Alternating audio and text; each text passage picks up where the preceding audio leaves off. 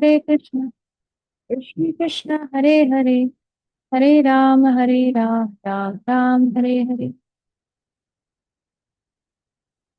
So today we are starting the next chapter, chapter number 31, the supreme perfection of life. First, what can we understand to be the supreme perfection of this human life? Whatever position one may have, if one is fully conversant with the science of Krishna Tattva, that is, Krishna consciousness, he can become a bona fide spiritual master. Jai Krishna Tattvavitta, Jai Guru Hai. One who has realized the science of Krishna, he can become a bona fide spiritual master. An initiator or a teacher of the science. So Diksha Guru or Shiksha Guru. And Diksha Guru is definitely Shiksha Guru. Shiksha Guru may not necessarily be Diksha Guru, but both of them are very important. And the role of Shiksha Guru is very important because many times many persons may not be able to receive Diksha. But if they have very, very sincerely followed the footsteps and instructions of a bona fide Shiksha Guru in the bona fide parampara, then even such a person will get delivered. Because there is Anushthanik Diksha, that means a formal Diksha ceremony. But what if somebody is unable to go through that formal initiation ceremony? But whole life they have sincerely given their life, their soul, everything, fulfilling the instructions of the bona fide spiritual master. Now, bona fide is very important. Then, the end of their life, because the bona fide spiritual, the Shiksha Guru is in the bona fide parampara. Because of the Shiksha Guru is bona fide in the bona fide parampara under a bona fide spiritual master. And this person who is taking instructions may not, for whatever reason, may not have been able to take initiation. Still, such a person will receive this highest position of going back to Godhead. Why? Because in their heart they have accepted Diksha Guru, in their heart they are already initiated. Because they are already following the spiritual master's instructions and footsteps in the most sincere manner. In other words, one can become a bona fide spiritual master if he has sufficient knowledge of the science of Krishna, that is, Krishna consciousness. Becoming such a spiritual master does not depend on a particular position in society or on birth, as we discussed yesterday, that whether somebody is born in a Shudra family or whether somebody is born in a Mlecha family in the Western countries or wherever, whatever, in whatever condition. If somebody has sufficient knowledge in the science of Krishna, that is Krishna conscious, and if they are fully conversant with the science, that means they are qualified to become a spiritual master. This is the conclusion of Lord Sri Chaitanya Mahaprabhu, and it is in accordance with the Vedic injunctions. It is not something that Mahaprabhu simply made out of his mind, out of sentimentalism. No. It is in accordance with the Vedic injunctions. On the strength of this conclusion, Lord Sri Chaitanya Mahaprabhu, who was previously known as Vishwambhar, he accepted a spiritual master, Srila Ishwar Puripal, as a sannyasi. Similarly, Lord Sri Nityananda Prabhu and Sri Advaita Acharya Prabhu, they also accepted a sannyasi as their spiritual master. That is Shripad Madhavendra Puri. Shripad Madhavendra Puri was a disciple of Lakshmipati Tirtha. I think yesterday, Lakshita had shared some pictures from Pandharpur ISKCON temple and Pandharpur Dham. There, she has sent one picture where Sri Nityananda Prabhu is sitting and Sri Lakshmipati Tirtha is saying something to Sri Nityananda Prabhu in his ears. So Shripad Madhavendra Puri is the disciple of Shripad Lakshmipati Tirtha. Similarly, another great Acharya, Sri Rasikananda, who accepted Sri Shamananda as his spiritual master. Although Sri Shamananda Pandit was not born in a Brahmin family, so also did Ganga Narayan Chakravarti. He accepted Srila Narottam Das Thakur as his spiritual master. In ancient days, there was even a hunter named Dharma who became a spiritual master for many people. So, he was a hunter, but he became a spiritual master for many people. There are clear instructions in the Mahabharata and Srimad Bhagavatam. Canto 7, Chapter 11, Text 32, stating that a person should be accepted as a Brahman, Kshatriya, Vaishya, or Shudra according to his personal qualifications, not the birth. Whether I am born in the family of a Shudra, Vaishya, Kshatriya, or a Brahman does not matter. What is my personal qualification? This is what matters. Similarly, if a person is born in a Shudra, no, I think I missed that. For example, if a man is born in a Brahmin family, but his personal qualifications are those of a Shudra. Yesterday we discussed, born in Brahmin family, then they start eating meat, they start intoxication, gambling. People go to Las Vegas and then there they go to these casinos. They think it's a amazing thing.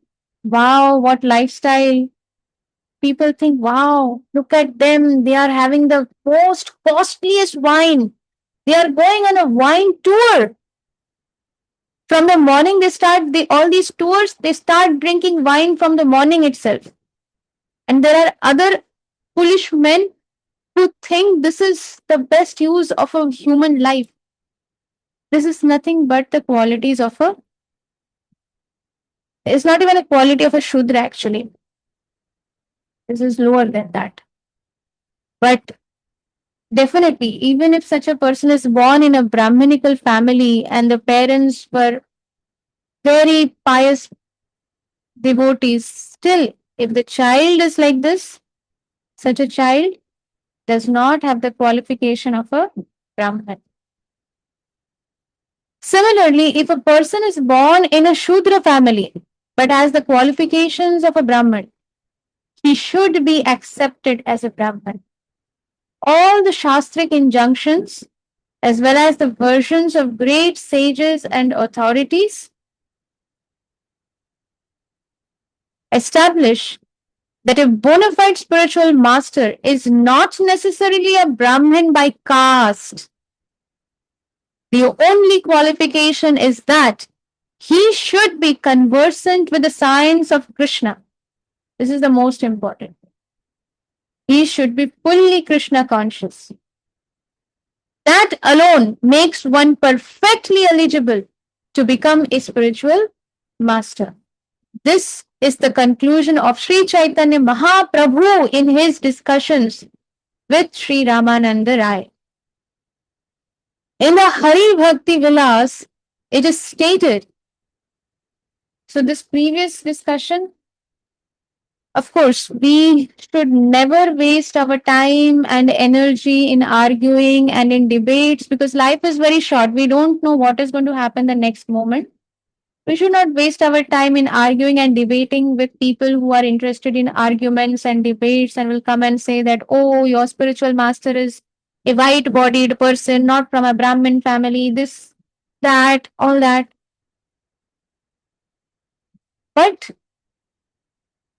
if we are aware of this and if there is a need, then we know where all these injunctions are coming from. These are Vedic injunctions. This is not something that Mahaprabhu is also not saying anything without referring to the scriptures.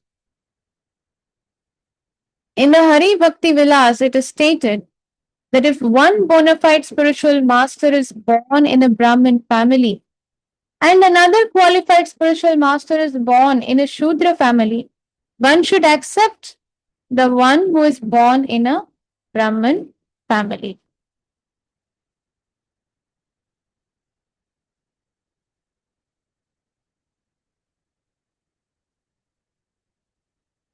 This statement serves as a social compromise, but it has nothing to do with spiritual understanding.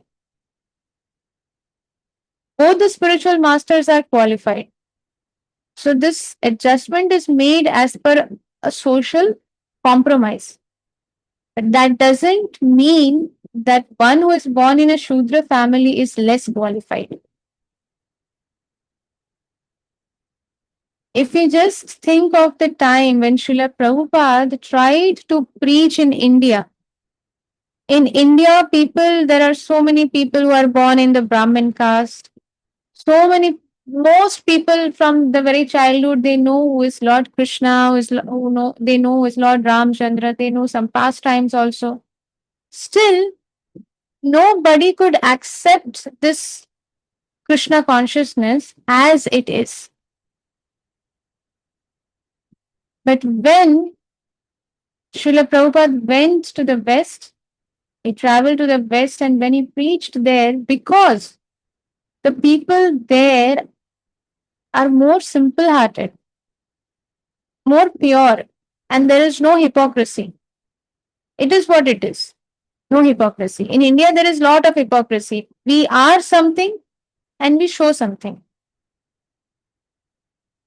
And people here think that, oh, we already know all these things. So there is no need for us to take all this knowledge from another person. I have already heard all these things. I know all these things. Therefore, one who thinks that they know everything, you cannot add anything. You cannot add any value there because the head is already full up to the brim. But if somebody thinks that no, there is a need, I don't know, I don't have this knowledge, I am not sure if I really know, then you can add some value. So, therefore, all these Westerners,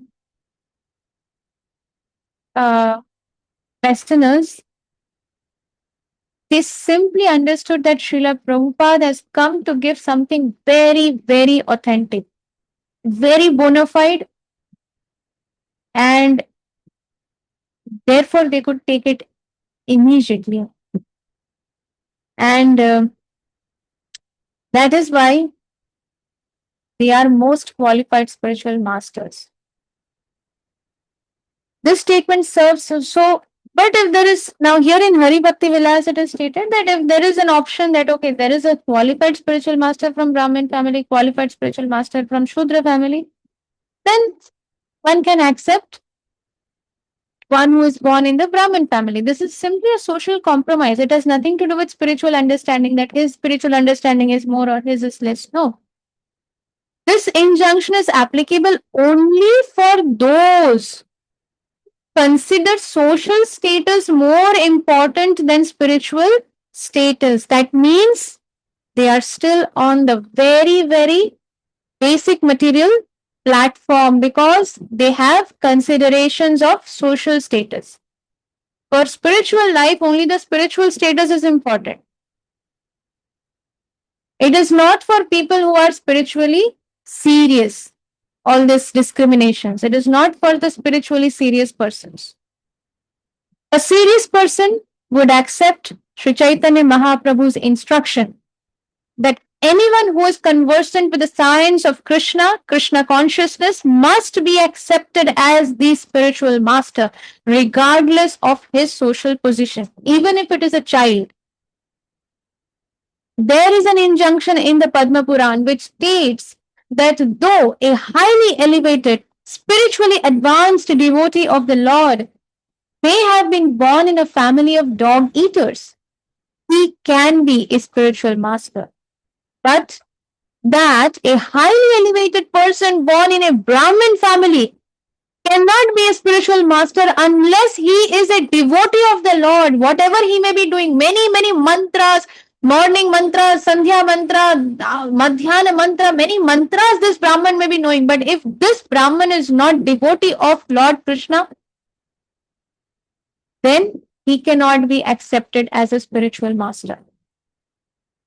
It is not simply enough. All these mantras in this Kali Yuga are useless because the Brahmins don't have that purity. It is not like Satya Yuga. Therefore, these Brahmins also have no purity. Therefore, just bringing some Brahmin for some puja part is of no use. In fact, when the I think it was in Vrindavan. Please forgive me or please excuse me if I am making a mistake in the place, regarding the place, but I think it was in Vrindavan when the Vrindavan deities in Krishna Balaram temple were being installed. So there were Brahmins who were being called to do the deity installation. So they were doing their mantras and everything. And Srila Prabhupada instructed his disciples that all of you do Sankirtan Mahayagya and let the Brahmins also do their installation. Okay, all that's going on. Now, Sankirtan, when the Sankirtan is, when Sankirtan goes ecstatic, it goes out of the roof, it's like everyone cannot handle that when the Kirtan becomes ecstatic. And that time, these Brahmins, they started asking the devotees that please reduce the volume of your Kirtan because these mantras are very important. And because of your Kirtan and the Mridanga and the Kartal and your singing, the mantras are not audible. Therefore, please reduce the volume. Please turn off the mics. So one of the disciples went to Srila Prabhupada and asked Srila Prabhupada, Prabhupada, this is what the Brahmins are saying. Should we? Prabhupada said, no. Continue your Sankirtan. It is this Hare Krishna Maha Mantra Sankirtan that is actually installing the deities. The Pran Pratishtha is happening because of this Hare Krishna Maha Mantra Sankirtan. Those mantras the Brahmins are doing, that is only an official formality. It is the Hare Krishna Maha Mantra, because of which the deities are getting installed. The Pran life force is entering into the deities, not the mantras. So in Kali Yuga, all these mantras and all these have no power because one who is reciting it has no purity. Without purity, they have no power. The mantras have power, but these mantras require purity of the person who is reciting it. And because there is no purity, therefore they have no power. It is only this Hare Krishna Maha Mantra, because it is the Hare Krishna, it is the Maha Mantra that has the potency. Therefore, irrespective of who is chanting it, the Maha Mantra has the potency. And what to speak even better if it is by bona fide devotees. Therefore, Mahaprabhu has clearly mentioned that if a spiritually advanced devotee of the Lord is born in a family of dog eaters, he can be a spiritual master. But a very highly elevated person who is born in a Brahmin family, who is not a devotee of the Lord, he cannot become a spiritual master. Because what spirituality will he give?